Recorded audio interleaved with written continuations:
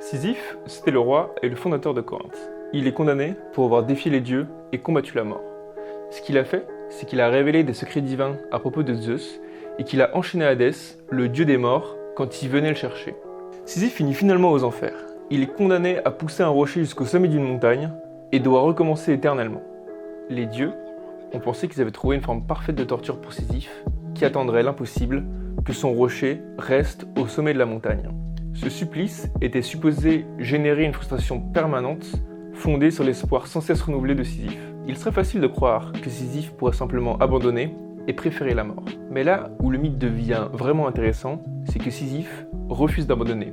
Il continue de pousser le rocher, encore et encore, et il voit sa capacité à continuer comme une forme de victoire.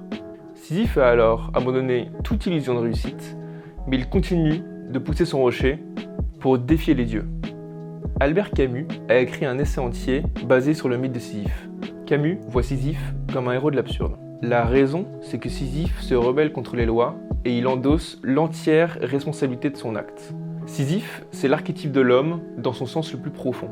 Au lieu de maudire les dieux, Sisyphe décide de vivre son châtiment en toute conscience. Sisyphe n'est alors plus condamné à monter le rocher, il choisit de le faire et devient maître de son destin. Par ce choix, Sisyphe s'affranchit des dieux et il devient libre de vivre la destinée qu'il s'est choisie. La quête de sens et le travail sans fin de Sisyphe, c'est l'existence humaine. Sisyphe, c'est l'interprétation qu'on peut avoir face à nos responsabilités ou la tragédie de la vie. Pour Camus, c'est aux hommes eux-mêmes de donner un sens à leur vie.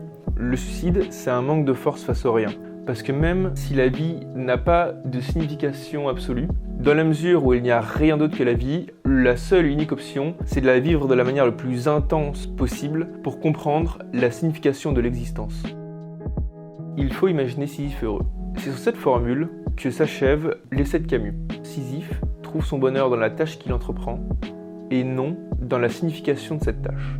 L'absurde n'est donc pas une entrave au bonheur de l'homme, l'absurde et le bonheur sont deux fils de la même terre. Sisyphe n'est alors malheureux que s'il se définit comme tel, comme une victime humiliée des dieux.